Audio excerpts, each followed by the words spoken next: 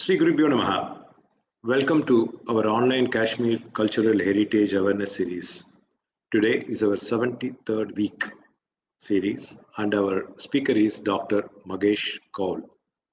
And the topic during this Kashmiri Pandit Hindu Holocaust month of January is Genocidal Attrition of Kashmiri Pandits in Kashmir. As always, we begin with our prayer. Today is going to be by Srimati K. Radhika. Radhika started her Carnatic vocal lessons under Kaul Papa Subramanian and currently undergoing advanced training from Vidushi Amrut Venkatesh.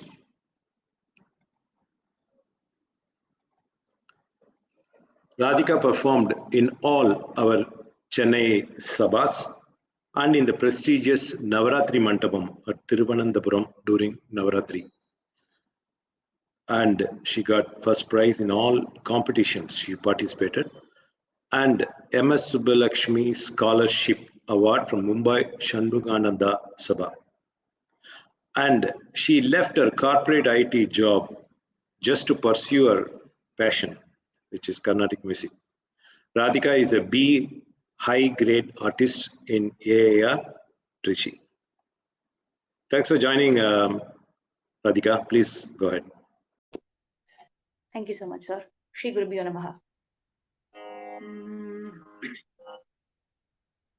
Shanti nilava vendum, engum shanti nilava vendum, Atma Shakti Yonga Vendum, Ulagile Shanti Nilava Vendum, Gandhi Mahatma Kattalai Yadave Karunai Utrumai Kadiroli Paravi Shanti Nilava Vendum. கொடுமை செய்தியோர் மனமது திறந்த நற்குணம் அதை புகட்டிடுவோம் மடமையச்சம் அறுப்போம் மக்களின் மாசிலா நல்லொழுக்கம் வளர்ப்போம் திடம் தரும் மஹிம்சா யோகி நம் தந்தை ஆத்மானந்தம் பெறவே கடமையில் மறவோம் அவர் கடம் தீர்ப்போம் களங்கமில் அறம் வளர்ப்போம் எங்கும் சாந்தி நிலவ வேண்டும் ஆத்ம சக்தி ஓங்க வேண்டும் உலகிலே சாந்தி நிலவ வேண்டும் எங்கும் சாந்தி எங்கும் சாந்தி எங்கும் சாந்தி.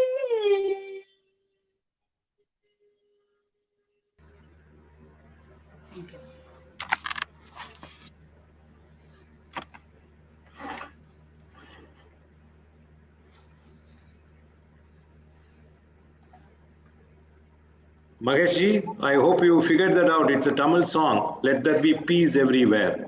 That is song. Exactly. Thank you, Radhika. Look forward to seeing you again in our program. Thank you. Thank you so much. Thank you. We thank Sri Kanchi Mutt for our ongoing Kashmir initiatives and offer our Namaskaram to His Holiness Sri Shankara Vijayendra Saraswati Swamigal. Kanchi Mutt has always been in the forefront, modestly working with the sole aim of national integration, spiritual enlightenment, and preserving the uniqueness of Kashmir, as Kashmir is our cultural heritage. We are now very pleased to welcome Dr. Mahesh Kaul. This is Mahesh ji's third appearance in our series, and so needs no introduction. However, I want to share this with our viewers We are so saddened to hear the news that his dear father passed away just a few days ago, on to be exact, on Wednesday. And while I was going to cancel today's program as a mark of respect to his father, Mahesh ji sent me this message. I'll read out. My father is my guru who taught me to uphold Dharma at all costs. He said only Dharma sustains, so never betray me. Keep me in your works. I'll always hold your hand. So it's my tribute to him today. That's what Mahesh sent me. He suffered displacement and lost everything, raising me in rented rooms till now. Mahesh ji, your appearance today, I'm sure, is a great tribute to your dear father. Our sincere condolences and your zeal in continuing your mission is a call to everyone. We want our Kashmiri Pandit community to go back to their roots and start living in the place where they belong rightfully. Mahesh ji, what a coincidence about the topic during this month of January. I didn't realize that, but it so happened. So once again, thank you for your determination to join today, in spite of what's going on in the family. And again, our condolences. And it's very appropriate that you're joining us today, especially on this month that we all come to know now. No, just one quick question. Is it because of the media that people are getting to know that this is genocidal month, January? First of all, namaskar to all. Pranams at the feet of His Holiness Shankaracharya Ji Maharaj, the Peethadish, the Kamakoti TV, you, of course. So wonderful rendition of this Tamil song. I was so moved in this somber moment because I'm going through a very difficult phase. My father passed away on 18th. He was in his good senses at last. He was indisposed for long, but due to fracture. But now he was, you can say, a generation, first generation of genocide survivors. Then second is ours, and third is the post 90 generation. So it's not that through TV or through media we came to know, but it has always been there from 1990 that people started talking about the genocide. Because the people, when we came out of Kashmir in 1990, it was a very difficult phase because at that time there was no social media. There were no, you can say, WhatsApps or other applications that could convey what's happening in different parts of the country. But the media was gagged, but it was the people when they started pouring out, reached to different parts of the country. Even some of the people reached to the Tamil Nadu or to the southernmost part of the nation. But it was only when people came in contact with these people, these simple people who had never ventured out of this the Himalayan region, crossed the Jawahar Tunnel. But it was for them a shock because who had never crossed these ice-peaked mountains and so serene valleys. But they were coming up with a hope that this attrition that I call genocidal attrition will end in 2 or 3 months. It's a law and order issue. But it was unfortunately not law and order issue. It was genocidal attrition imposed by the jihadi forces, I call adharmic forces, to annihilate the Sanskrit civilizational traditions of Bharat in Jammu and Kashmir and the Himalayas. So now it has got traction because due to social media people are coming to know, and there are so many people, you rightly said, that they don't know what has happened in Kashmir. Even in after in this third generation, people ask me recently in some deliberations, what happened to Kashmiri Pandits after Kashmir files? I said that it was going on, but sure that when multimedia or media organizations, or you can say the cinema, tries to project things, and unfortunate part in India is that until and unless a cinematic version doesn't come out in the domain, people don't accept neither reality and the fiction. It is just only one person.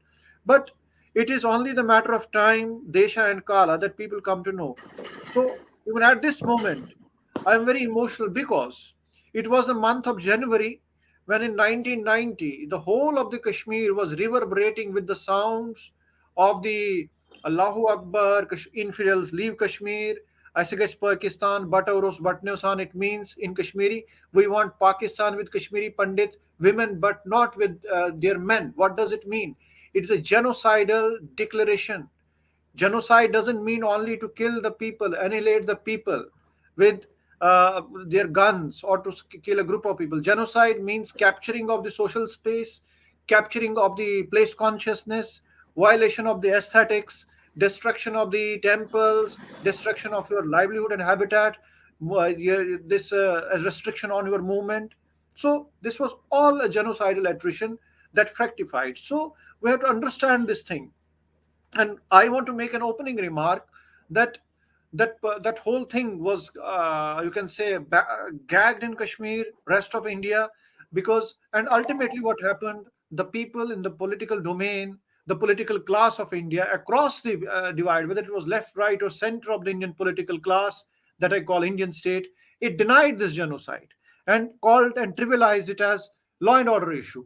When you trivialize or deny a genocide, when genocide is denied, it duplicates, it replicates. It was denied in Kashmir, and after 32 years back, you saw it in West Bengal, you saw it in other places, Assam and other way. So now the nation is realizing that if what happened in Kashmir, it would have been insulated there, this cancer would not have spread to rest of India and posed a challenge that I very openly called from the desanskritization of Himalayas, it has graduated to desanskritization of India as a whole.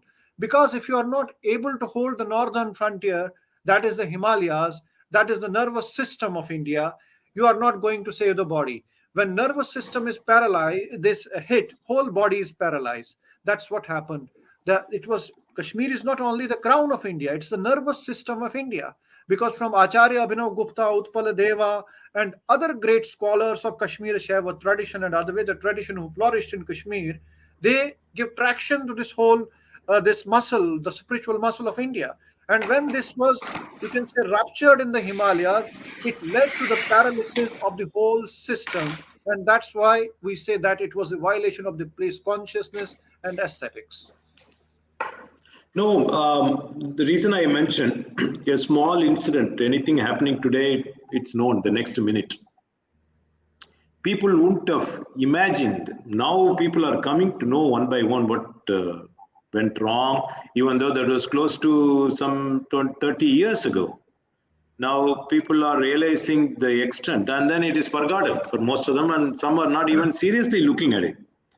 And so this has to be told and retold, and then till people get it. Exactly. Very right. What you are saying, it's what actually should be done to defeat genocide. When truth telling is the only remedy to defeat genocide. That's why I said you're absolutely true. Truth telling is the basic cause for the reversal of genocide. A genocide cannot be reversed unless you take the testimonies, you relate the stories, you hear the stories, and that was denied in Kashmir, absolutely. And the reason you know very well, the atmosphere, the political atmosphere, and the governance was not favorable. The worst part, which I mentioned in my book also in 2020, that there is a subversion. Instruments of the Indian state have been utilized to wreck the Indian nation from within. And that has caused this whole process.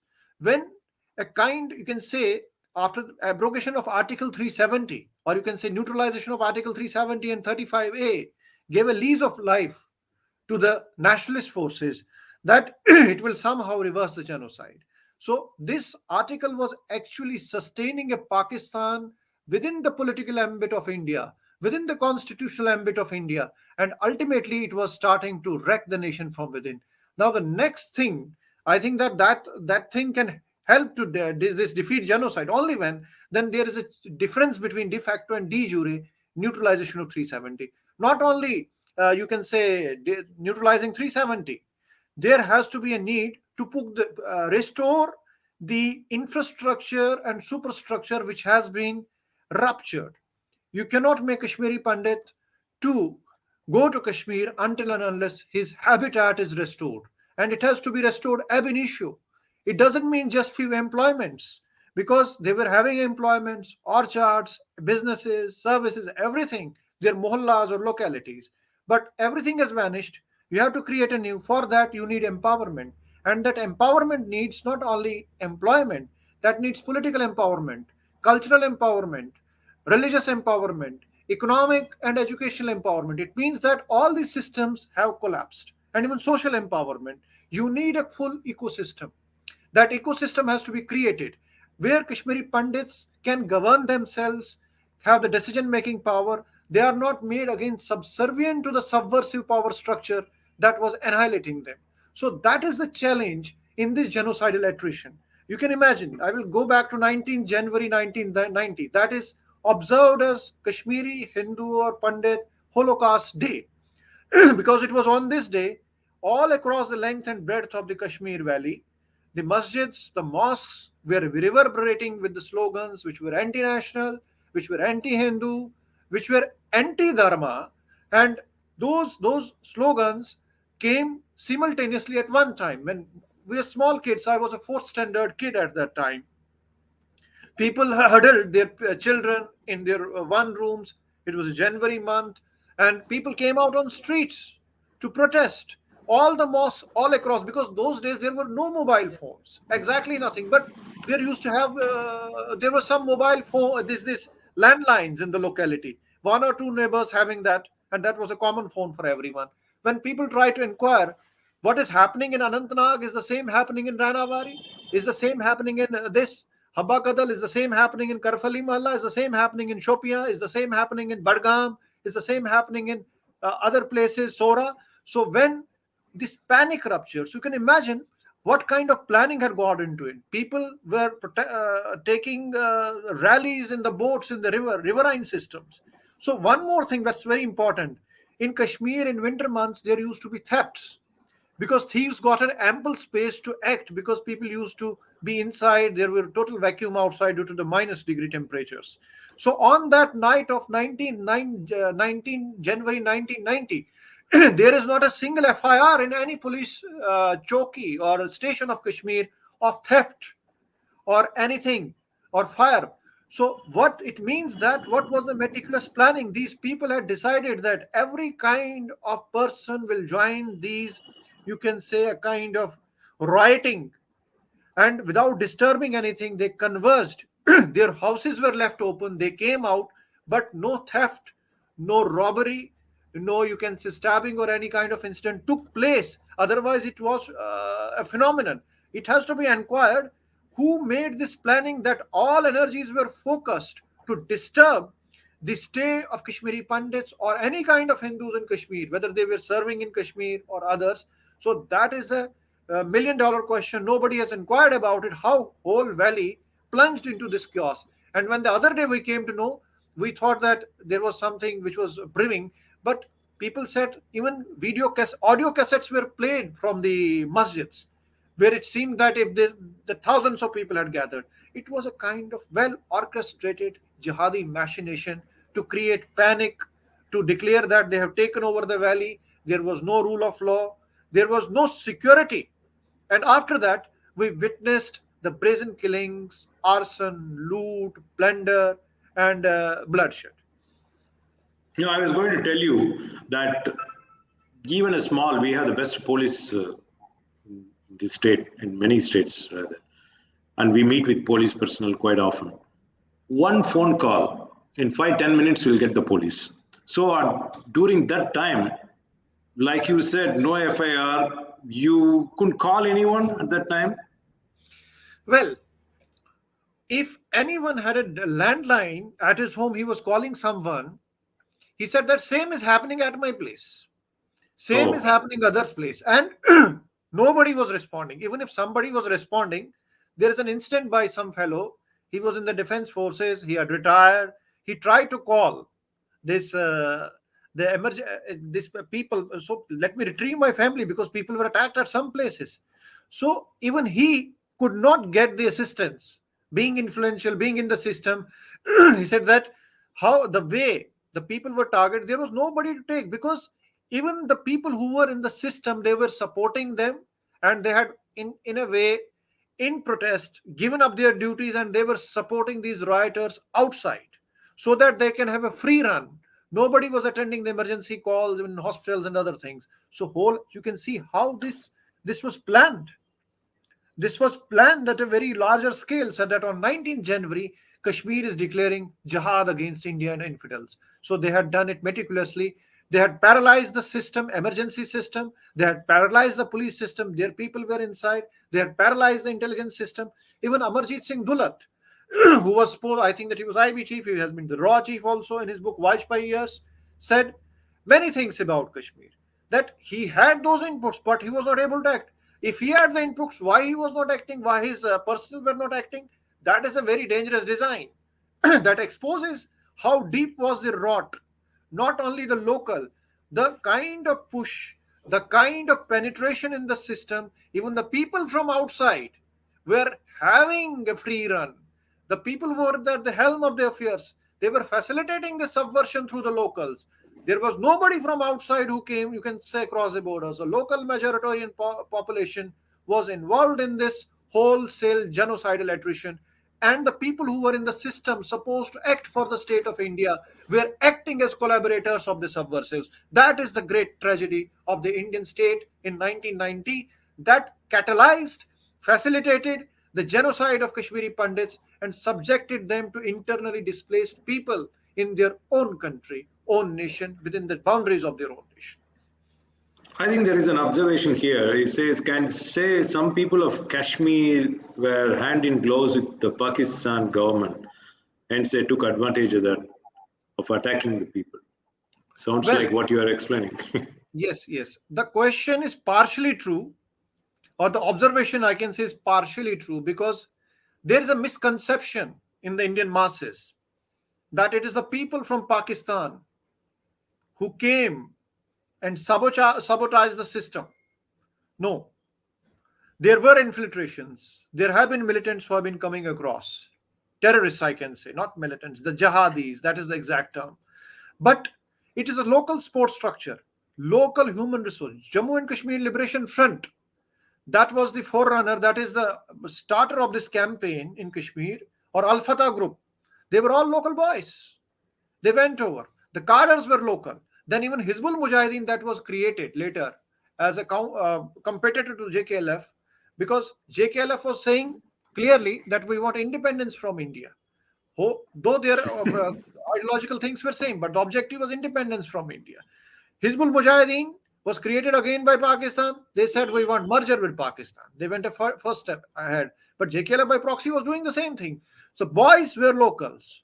There is a book called Kashmir Underground by a very famous, you can say, journalist and a scholar, Satpal Sani, popularly known as Sati Sani in the circles. He has covered almost every war that has happened from World War I onwards till 90. Basically, what has happened, it's a local infrastructure. Local boys were trained, they came in. It's not only few Pakistani people. Pakistan was providing logistics, trainings, moral, financial, and other sports, propaganda sport, even training sport across the borders. But they gave them certain mercenaries from outside were also there. But the majority of the people, they were all locals, local Kashmiris. They were doing it because they knew the target well. Even now, the hybrid terrorists that are coming up, they're also the local people. So this misconception, you can say, at this in the 32nd year of this genocide or the internal displacement or exodus, people are still thinking that it was some Pakistanis. No, it is the local infrastructure, local human resource. They are takers and they are the givers. So this is a very dangerous game that has never been understood by the people in India at large. So people of your age, everything is so much really etched in their memory, and that is why you're able to speak with all the details that you witnessed, most of them. Exactly. Most of the people who are of my age, who were more, you can say 8 years of age or 9 years of age at that time, they have vivid memories. And then there was a generation who were college-going people. They are more vivid generation. Then our elders, like my father who passed away yesterday, longing for his homeland, longing for his home, his memories, how these things really hurt him. Many of my father's age. So what is it? This genocide is etched in the memory of everyone because we are living genocide every day. People are afflicted with disease, displacement disease, I call them, because due to you can hypertension and other things. When you lose the habitat, the climate is not suitable, the conditions are not suitable, avenues are not suitable. You lose your near and dear ones, they get scattered. What genocide does? It disintegrates the people in terms of society and in terms of also political moorings. That is truth about every genocide survivor. So when this happens, the ultimately the memory fades in the new generation. But my faith, and you can say what I have felt, the more you go away from your homeland, there is a law of reverse action. The people, more they are far from their civilizational moorings, more they are attracted at times. Because what you perform, your ritual system, your karma kanda, your other things, Greh Sutras, they bind you. Because whatever we follow the Logakshi's Greh Sutra in Kashmir, the Greh Sutras, whether it's Shivratri, other festivals, Shishir Sankranti, or other festivals you call, this Magha Mantha going on, other things that bind you. The ritual system has kept us intact. We have an almanac that is called Panchang, that is Saptarishi Samvat, that binds us to it. That's in the 5,000 year. This our Panchang goes on for 5,000 years scientifically. So we have seen 7 genocides in Kashmir. This is the 7th one. It started with the advent of Islam in 14th century. And one more thing I want to stress. You have asked a very pertinent question. Whether it's etched in the memory or not, if I am speaking, I think almost every generation of Kashmiri Pandits has etched in his memory some kind of genocide. 7 genocides have taken place. There are 5 Rajataranginis. People are very much having a misconception. There is only one Rajatarangini by Kalhan. There are 5. First was by Kalhana. That is, says everything was hunky-dory at his time. There was metamorphosis. There were philosophical undertones, competitions. That goes on in every, you can say, society. Or there takes place cultural exchanges between different sects or other things. But there are other Rajataranginis. Rajatarangini by Kalhan, Jonraja, Srivar, Pragyabat, and Ashoka.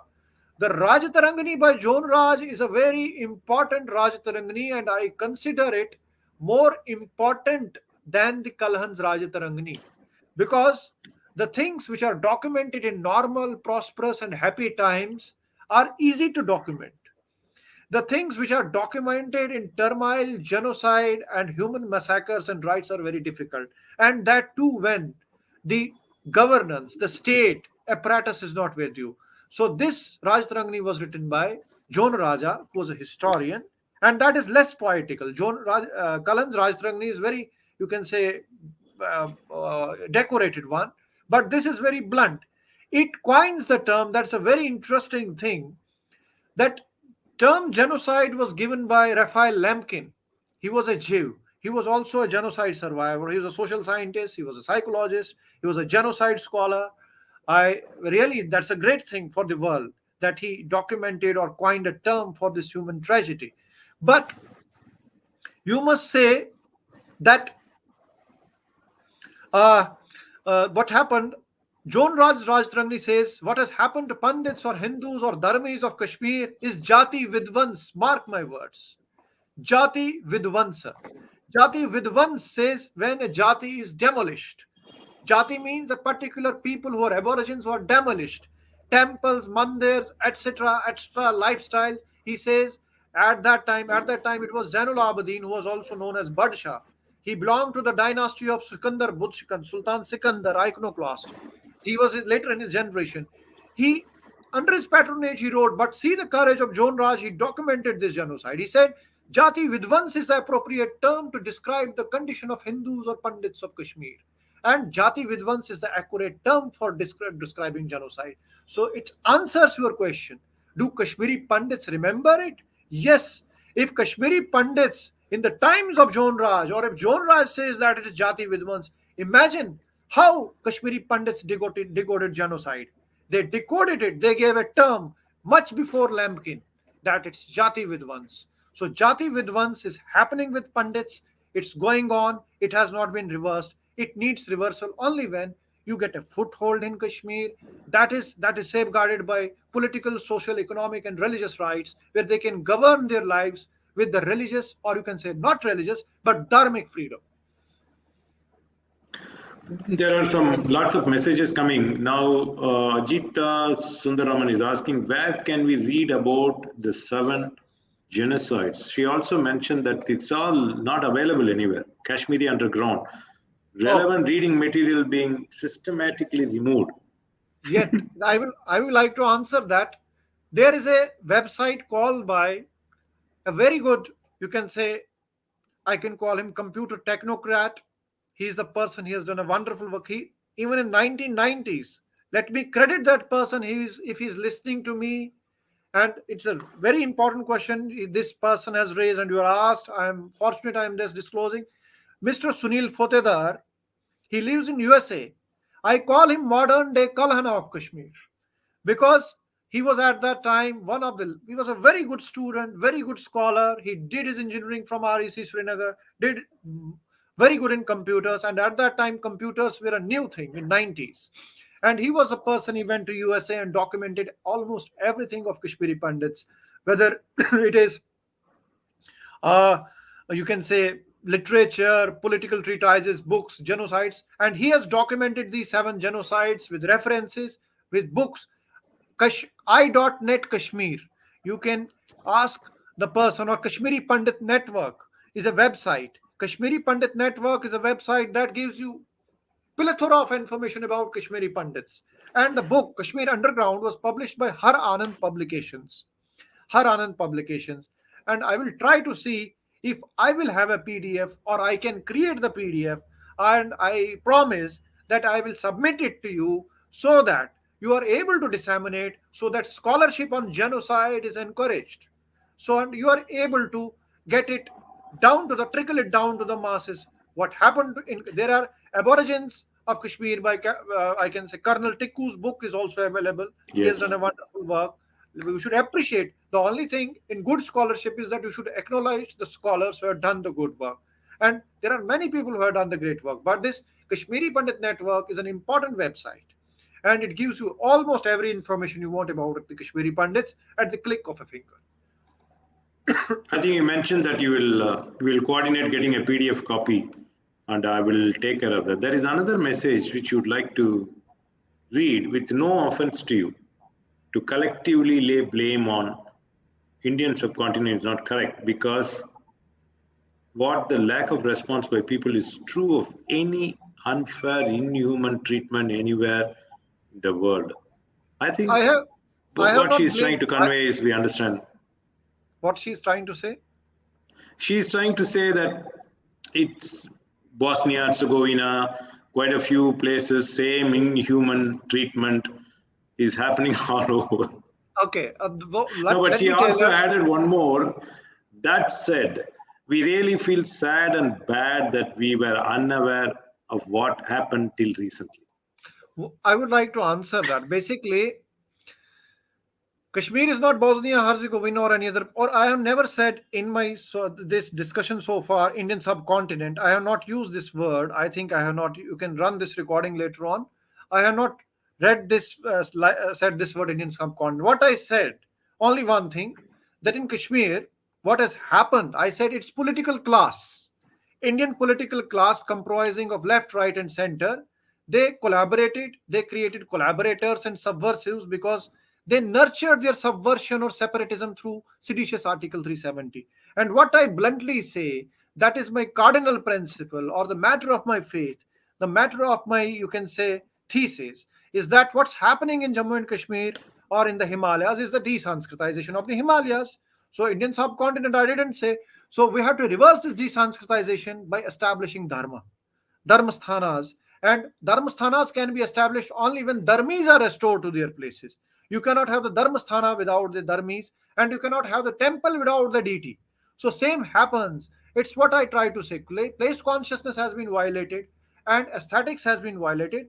I didn't say subcontinent. Yes, what happened in Bosnia, what is very, very challenging is that my first question as a genocide victim, not as a learner, is that why it happened in the first place. Jammu and Kashmir is like any other state of India, and it happened under the very nose of secular India that Kashmiri Pandits were made to displace within their own country. They are only just 3% minority in Kashmir. In rest of India, Hindus are a majority. So 3% minority was displaced. There was no hue and cry.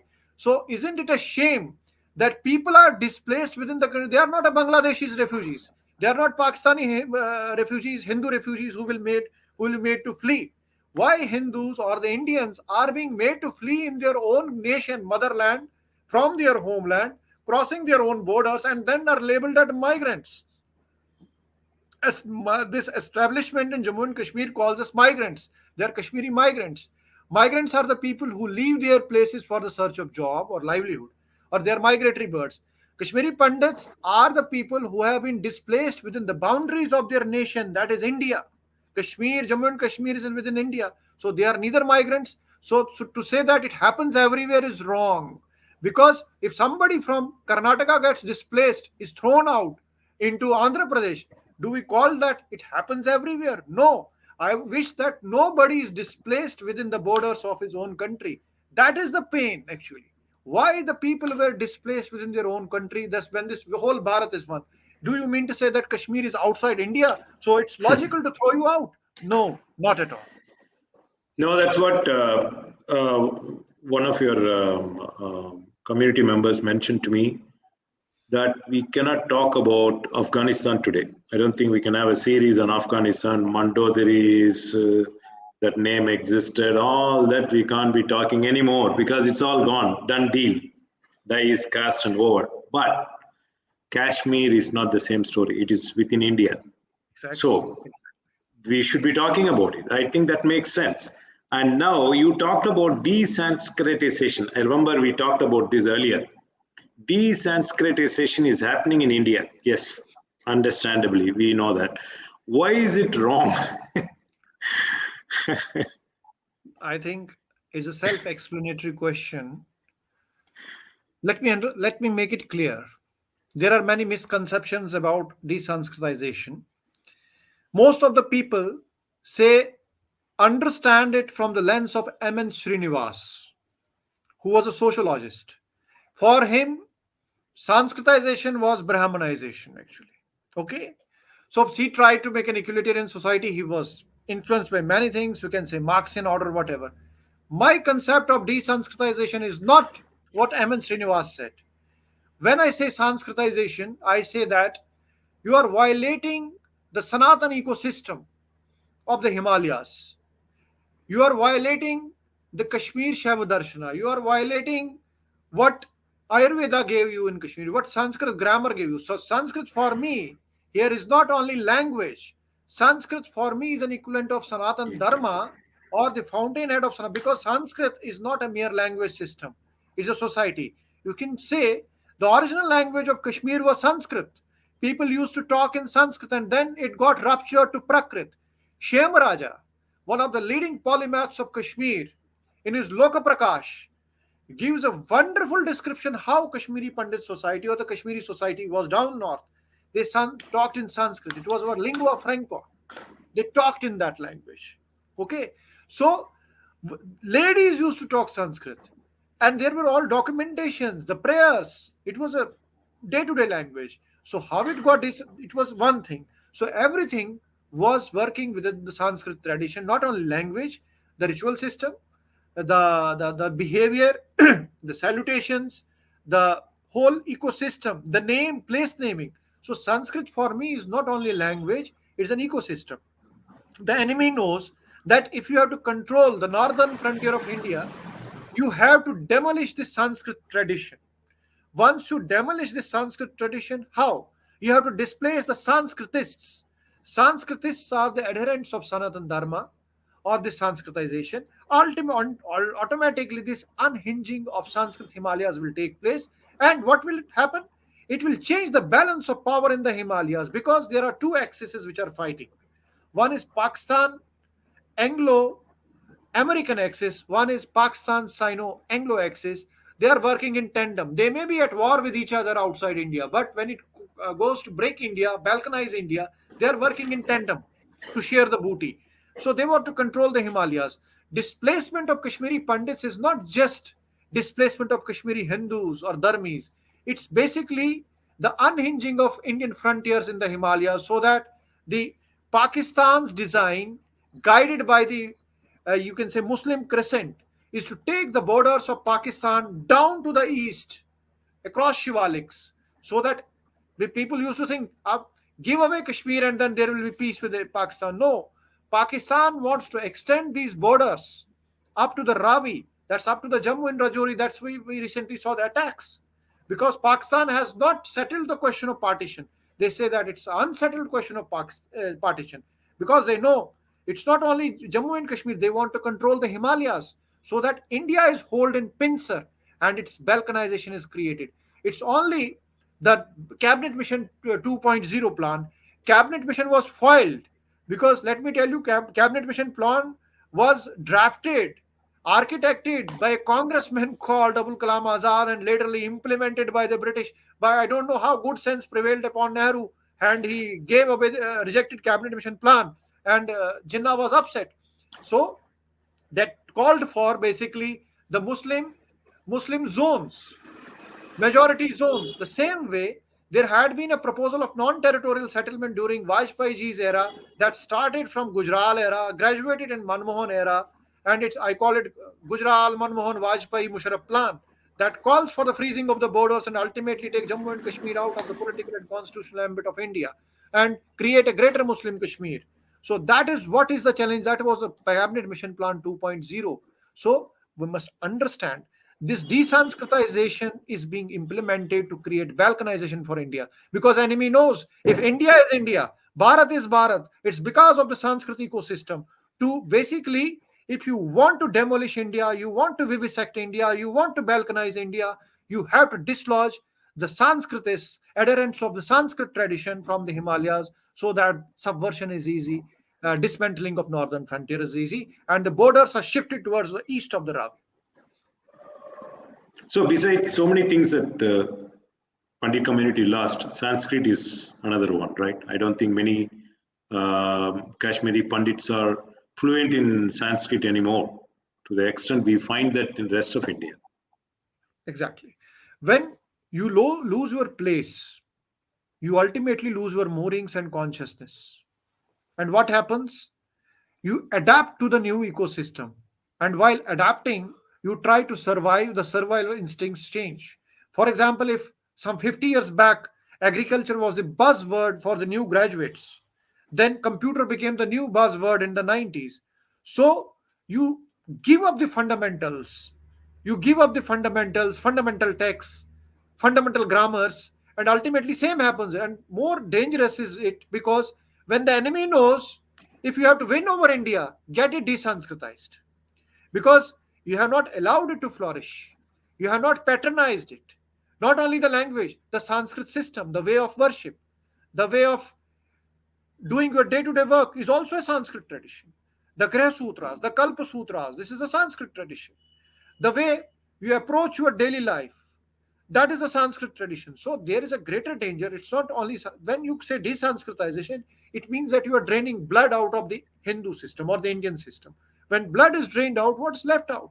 When there is no hemoglobin, you are not going to breathe. There is no oxygen. Enemy knows, let us say that this you are desanskritizing. That's very good. You are modernizing. So our Hindus who don't understand what Sanskrit tradition is, what Sanskrit ecosystem is, they are calling themselves modernists, liberals, or whatever. In the meantime, what is happening with desanskritization? What happens? A new crop of Abrahamic tradition is taking the place. That there is a harvest of the souls going on. These Hindus, especially, I am very so sad. The Hindus who say like this, they are basically mercenary arms, show boys of the Abrahamic tradition, who are there out to use the Indian system, the Indian constitutional system, even Indian educational system, the university system, to impose this subversion, using Hindus to desanskritize it, to prove themselves modernist, but in the end, Hindus ending up as animals who have no souls, just only bodies. That's what desanskritization is. No, very well said. Thanks for that explanation.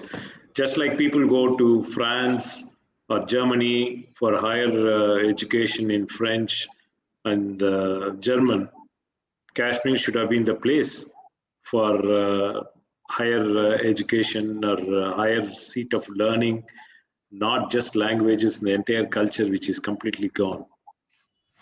That is really very sad. Every time I talk to Kashmiri Pandit community, not only they have the history at their fingertips, but they have that zeal and that spirit quite alive talking about this.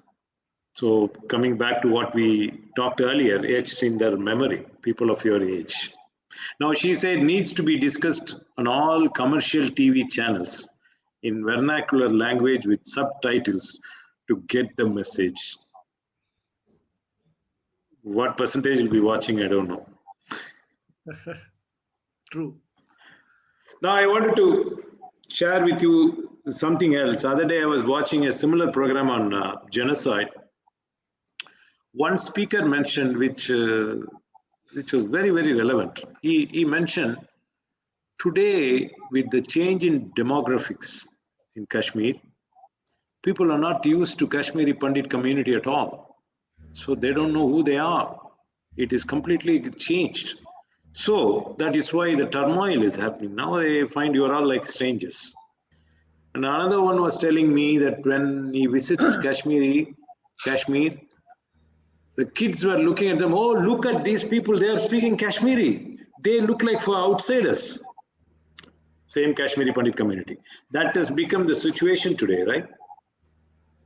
Is that the reason why the entire demographic changed and they are not used to living with the neighbors like this before? That is something I told you in the beginning. I will have to repeat that. The Kashmiri Pandits, they came out of the valley. They were 3% scattered here and there, but they had their localities intact. And there were people who used to go outside Kashmir on certain livelihood issues. That was prior to 90s. It happens everywhere. In Karnataka, in Himachal Pradesh, in Uttar Pradesh, one family member goes here and there. That's a matter of, you can say, choice. That's not displacement. But what I'm trying to say, when over the 32 years, a state has not been evolved a policy, they have tried to link Kashmiri Pandit issue with employment. Recently, Kashmiri Pandit employees, Hindu employees, they are sitting on, you can say, a protest for 250 or more days, because when our parents were in job, they retired, they superannuated, and what happened? Those vacancies were there. They were never filled for 20 odd years. And imagine the backlog. 3% is not a big deal, but they never opened it. What happened in the meantime? Who were eligible, they got overaged. And ultimately, government at that time thought of a very sinister machination or a nefarious strategy. Let us exploit the Pandits and create a semblance of peace in Kashmir and creating a rehabilitation return process. They said, you go there and stay there, and we are going to give you employment on merit, of course. Certain government employees from class 4, 3 to 4, and they normal employments. They were asked to sign a bond, SRO 412, where they were said that you cannot leave the valley under any conditions, though they were given temporary appointments, these accommodations. What they sold to the people, when these 3,000 or 2,000 people, for the sake of livelihood, went there, they were government started a propaganda at that time that the Kashmiri Pandits have returned. This was not a return. You can see the machination that no locality, no home, in prefabricated structures, 2-3 families living. They were already in camps or accommodations here. Now the family was again displaced to that place without having no ecosystem. So what happened? And ultimately, when targeted killings started taking place from 2-3 years, they came out. They were being killed. Now the government says, no, you go back. You signed the bond. You are liable. And people should know that these are supernumerary posts, actually. Nobody is telling the truth. So what I mean to say, that return and rehabilitation was linked with employment. It means that they were treated as bonded laborers. A genocide victim was treated as bonded labor and thrown there. And now my answer is that when there are no localities, no homes, where you are going to make them sit? They can go as tourists, but being a tourist, even a tourist from India goes, oh, Kashmir is very good, they are very hospitable, that's good. But show me how many Indians have been able, leave aside Kashmiri Pandits, say other Hindus, have they been able to start living as inhabitants? No. So demographics is one thing. You need an ecosystem because everything has been destroyed. Temples have been destroyed. What is the only way out? The only way out is that you have to create an ecosystem where you need to settle them with full empowerment. That's employment is one issue, religion is one issue, culture is one issue, education is one issue. If you want to restore them, don't double displace them. And if you indulge in such things, then I'm very sorry to say, from genocide it qualifies to democide. Genocide is when one religious group, a majoritarian group, imposes right, murder, arson on one community. Democide is when one state sponsors or bails out that genocide. It becomes So it's democide. not like treating them like a migrant labor, Yes. bringing them. So Yes, that's the Kashmiri point. Pandits are victims of democide and genocide. Genocide by the religious jihadi groups, democide by the state, which says that you have to go back, whatever go, whether there is infrastructure or no infrastructure, you have to stay, get killed. We are not going to give you protection because they are not understanding the logic that 3% minority is not going to sustain when you are not giving them an ecosystem which is self-sustainable, self-governable. No, there are. I've also talked to few diaspora members working on massive plans in starting a technology park or starting universities or starting hospitals, because you Kashmiri Pandit communities experience in every field that you can think of in India as well as abroad. So that could be also thought of as an solution to this Kashmiri Pandits return, getting themselves established, not treating them like you said, rightly said, migrant labor situation. So, but these are not going to happen. We all know, and not Monday morning or next year or so. So, don't know how this is going to be resolved. Yes, I told you, my grandmother passed away, my father passed away. I am the third generation, fourth is already running. So, you rightly said, there is no sensitization. Because what a paradox it is that people are displaced. You can leave aside they are Hindus. Let us say they are Indians. They are displaced within India. And people say that it happens everywhere. It happens to you. What is the difference? They don't understand Jammu and Kashmir is a state of India. So people for 32 years never knew it because there was no social media and other things. People never wanted to understand. There was subversion. But now, if the ecosystem has generated, the thing is that genocide studies should be important, very important in curriculum. As you have moral education, you have certain other issues, computer education paper, we should have genocide studies so that the people are not subjected to same crime. So I would go beyond that. India should have prevention of genocide and atrocities, studies law, so that what happens to Kashmiri Pandits, it should not happen to any other community anywhere, or any other Hindu anywhere, or any other human anywhere. So India should have genocide and atrocities prevention law that should guard the same right to life and limb of the people. That's very important. And universities should now think of having courses on genocide, having courses on religious cleansing. This is a reality after World War II. And when how jihadi setup uses democratic system to perpetuate genocide, that is very dangerous thing.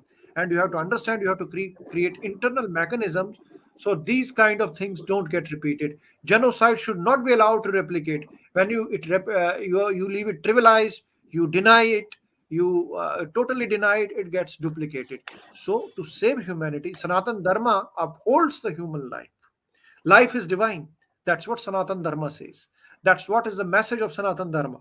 That treat every human life as the God's gift and use it for the welfare of the society, welfare of the cosmos, welfare of the every being, whether living or non-living.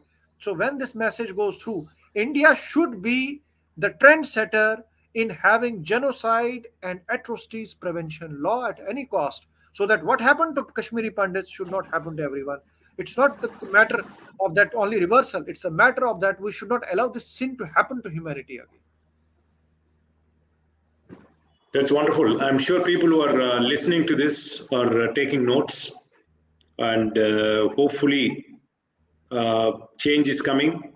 You don't see there is some changes happening now compared to what used to be before. The killings are coming down, and It is now resorting slowly to just street corner type of a thing, not a massive killing. Those are almost gone, don't you think? I think that sensitization is taking. I could not hear. I think there was some network issue. No, what I was saying that slowly it is coming down. No, situation is under slowly get coming under control. Um, Not much of a killing that we have seen, even though it happened recently. Not that kind of a killing happening. I feel like 6 months ago used to be reported, but not anymore. Looks like you didn't hear me, huh? No, I didn't hear you. Yes, please. No, I was just saying that things are improving, right? Slowly.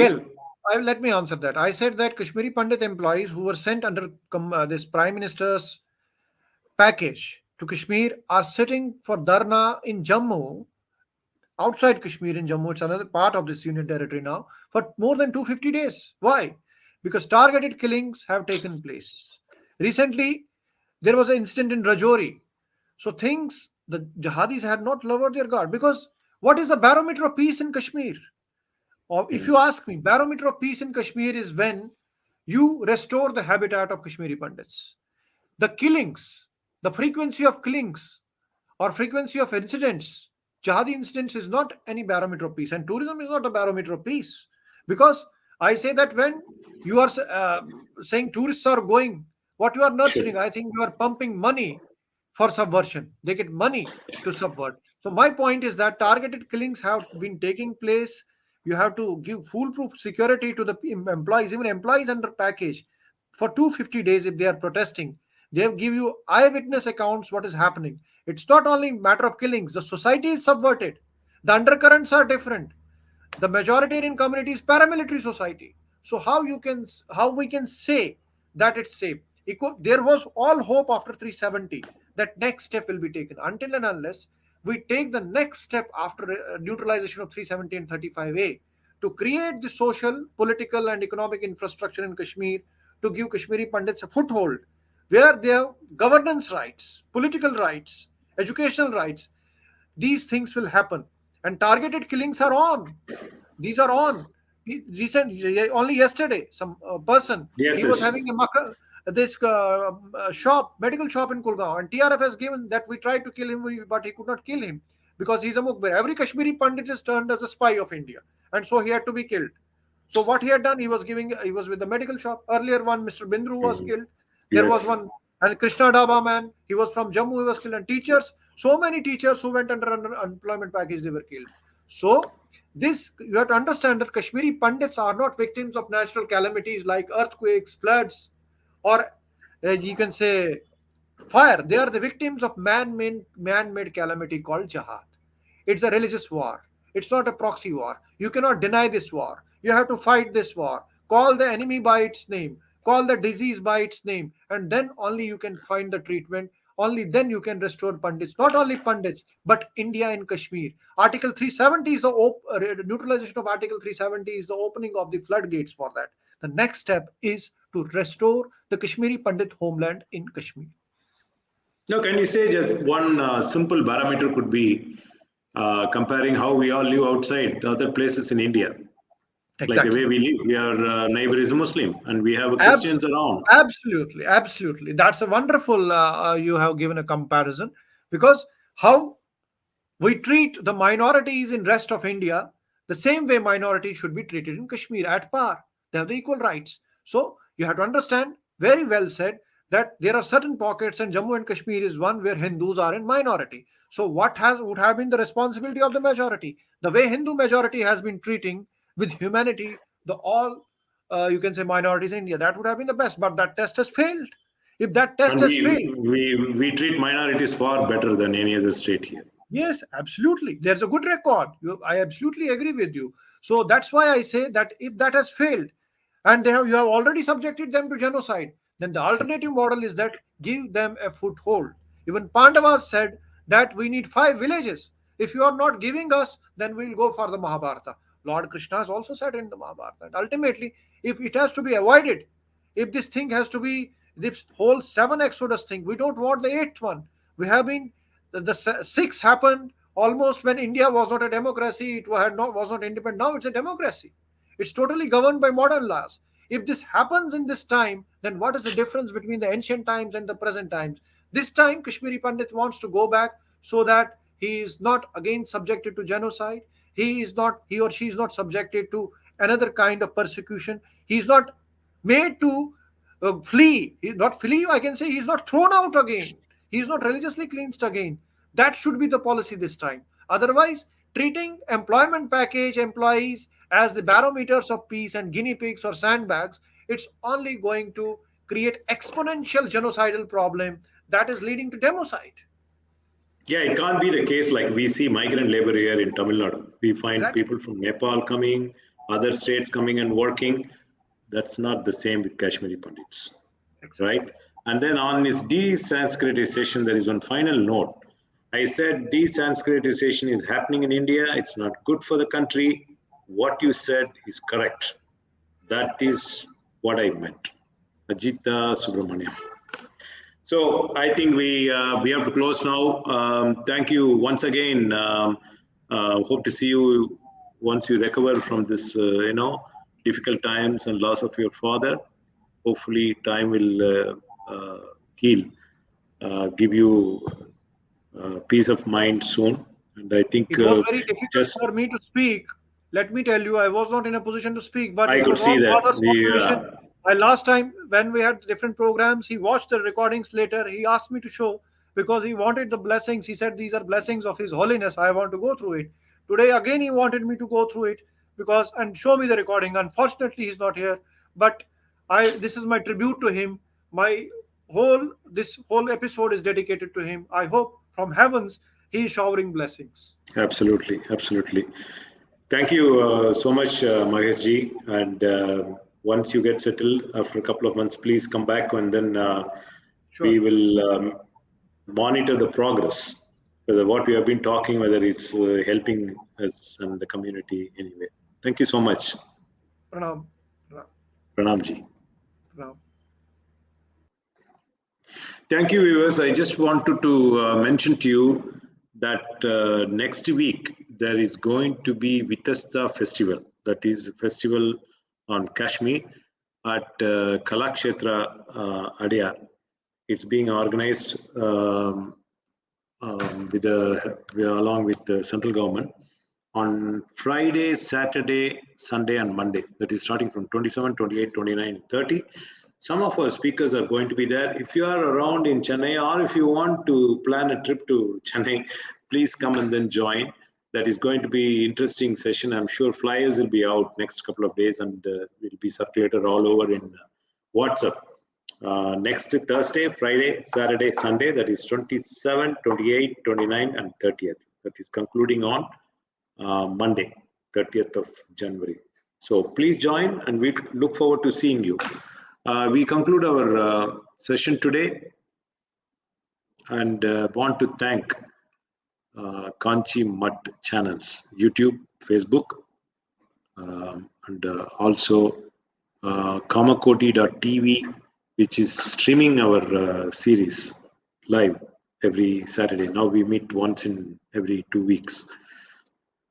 Also want to thank VDSP, Dinamalar, India's only leading Tamil newspaper that is giving coverage to all our Kashmir series. I also want to thank Srinivasan of Kanchi Mutt, who is meticulously making notes of all our audio and putting it in text form, like a PDF file. So he has already done quite a few and he is working on that project. Maybe we'll be able to publish all that one day, which is a great research material for people who are going to take up PhD work on Kashmir. There is so much to uncover from that treasure house. So we will keep you informed. So thank you again, Srinivasan sir, for taking this much interest. Now, please share more information. About the book and all, I will follow up. I was just mentioning about Kalakshetra Festival on Kashmir, Vitasa. That is next Thursday, Friday, Saturday. Friday, Saturday, Sunday, Monday, 4 days.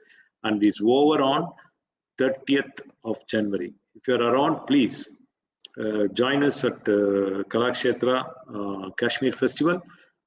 Once the flyers are out, we will be circulating to you all. We thank you all for watching our Kashmiri series. Look forward to seeing you early part of February. Jai Jai Shankara, Hare Hare Shankara.